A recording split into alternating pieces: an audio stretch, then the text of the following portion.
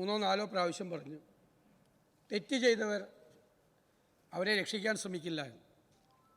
Sir, ഇത്രയും വർഷക്കാലം ഈ വിവരം മുഴുവൻ അറിഞ്ഞിട്ട് നിങ്ങളിവരെ സംരക്ഷിക്കുകയായിരുന്നു. ഞങ്ങളുടെ വളരെ സ്പെസിഫിക് ആയിട്ടുള്ള ചോദ്യമാണ് സാർ, ഈ വിഷയം ഞങ്ങൾ കൊണ്ടുവന്നിട്ട് സാർ ഇത്രയും ക്രൂരമായി കസ്റ്റോഡിയൽ ടോർച്ചർ നടത്തിയ, ഞെട്ടിക്കുന്ന രീതിയിൽ നടത്തിയ ഈ ഉദ്യോഗസ്ഥന്മാരെ അങ്ങ് സർവീസിൽ നിന്ന് പിരിച്ചുവിടുമോ? അതാണ് ഞങ്ങളുടെ ചോദ്യം, സ്പെസിഫിക് ആയിട്ടുള്ള ചോദ്യം. അങ്ങ് എന്താണ് ഉത്തരം പറയുന്നത്?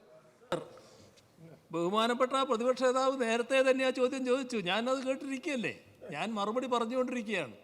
സാർ, ബഹുമാനപ്പെട്ട പ്രതിപക്ഷ നേതാവിനുണ്ടായ സംശയം ഞങ്ങൾ ഈ കുറ്റം ചെയ്താൽ ആ കുറ്റം ചെയ്തവർക്കെതിരെ നടപടി സ്വീകരിക്കുന്നുണ്ടോ എന്നുള്ളതാണ്. സാർ, അവിടെയാണ് വ്യത്യാസം.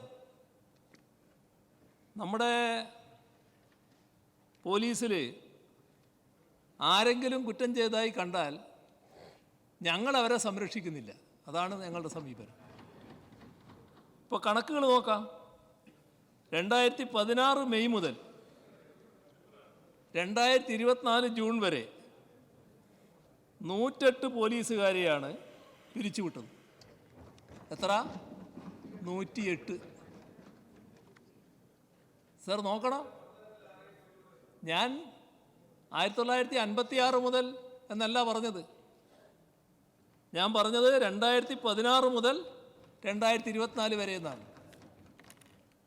അപ്പോൾ 2024 ജൂൺ വരെ 108 പോലീസുകാരെ സർവീസിൽ നിന്ന് പിരിച്ചുവിടുന്ന നടപടി ഞങ്ങൾ സ്വീകരിച്ചിട്ടുണ്ട്. സാർ, അങ്ങനെ ഏതെങ്കിലും ഒരു നടപടി ഇവിടെ ഇപ്പോഴും ദീർഘകാലം കോൺഗ്രസ് ഭരണത്തിലുണ്ടായ അവസ്ഥ തന്നെയാണല്ലോ കേരളത്തിൽ കാണാൻ പറ്റുക.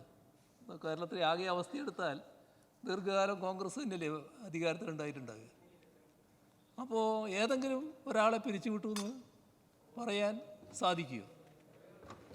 ഏതെല്ലാം കുറ്റകൃത്യങ്ങൾ നടന്നിട്ടുണ്ട്?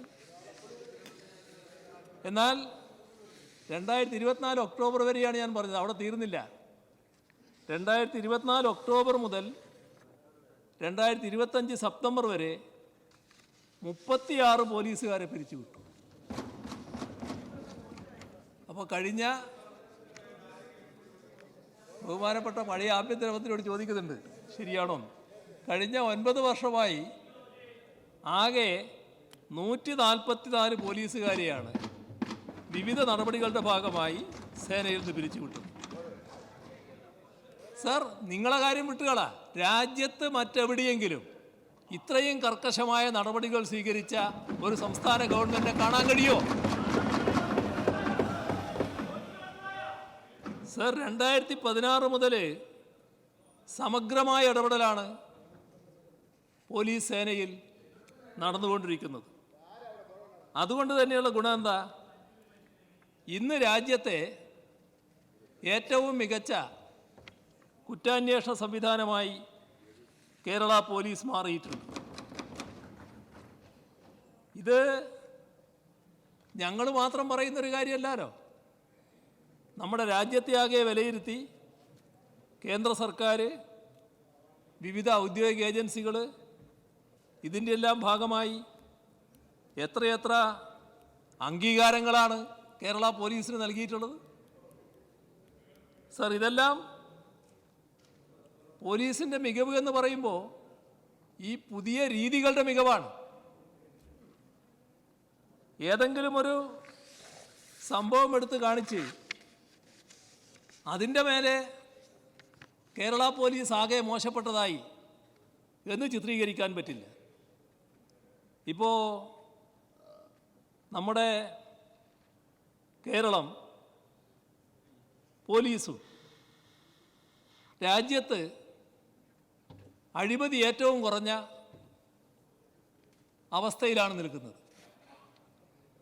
അഴിമതി ഏറ്റവും കുറഞ്ഞു എന്നതിൽ നമുക്കെല്ലാവർക്കും അഭിമാനിക്കാൻ വകയുണ്ട്. അതിൻ്റെ അർത്ഥം അഴിമതി തീരെ ഇല്ലാതായി എന്നാണോ? ഏതെങ്കിലും ഒരാൾ എന്തെങ്കിലും അഴിമതി കാണിച്ചാൽ അത് കേരള പോലീസിൻ്റെ ആകെ ഈ മികവിന് ഇടിവായിട്ട് വരുമോ? അയാളെ മേലെ കർക്കശമായ നടപടി എടുക്കണം. ആ കർക്കശ നടപടിയിലേക്ക് നമ്മൾ നീങ്ങും. ഇതുതന്നെയാണ് ഓരോ കാര്യത്തിലും സംഭവിക്കുന്നത്.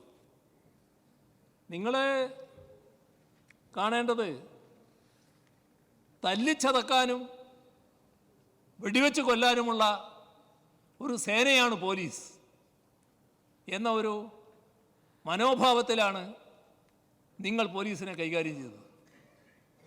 അതേയല്ല ഞങ്ങളുടെ രീതി. അതുകൊണ്ടാണ് കോവിഡ് കാലത്തൊക്കെ രോഗവ്യാപനം വന്നേക്കാമെന്ന് പല മുന്നറിയിപ്പുകളുണ്ടായിട്ടും സ്വയം സമർപ്പിച്ച് വിശ്രമരഹിതമായി ആ കാലത്ത് ഇടപെടുന്ന പോലീസ് സേനയെ കാണാൻ നമുക്ക് കഴിഞ്ഞു. ചൂരൽമലയിൽ നമ്മൾ കണ്ടില്ലേ എത്ര നല്ല ഇടപെടലാണ് മറ്റ് സേനകളോടൊപ്പം തന്നെ പോലീസ് സേനയുടെ ഭാഗത്തും ഉണ്ടായത്. അപ്പോൾ ജനങ്ങളുടെ ശത്രുക്കളായി പോലീസിനെ മാറ്റുന്ന പഴയ സംസ്കാരത്തിൽ നിന്ന് തീർത്തും വിഭിന്നമായ ഒരു സംസ്കാരം, ഒരു ജനോന്മുഖ ഭാവം നമ്മുടെ പോലീസിന് വന്നിരിക്കുന്നു എന്നത് നാം മനസ്സിലാക്കേണ്ട ഒരു കാര്യമാണ്.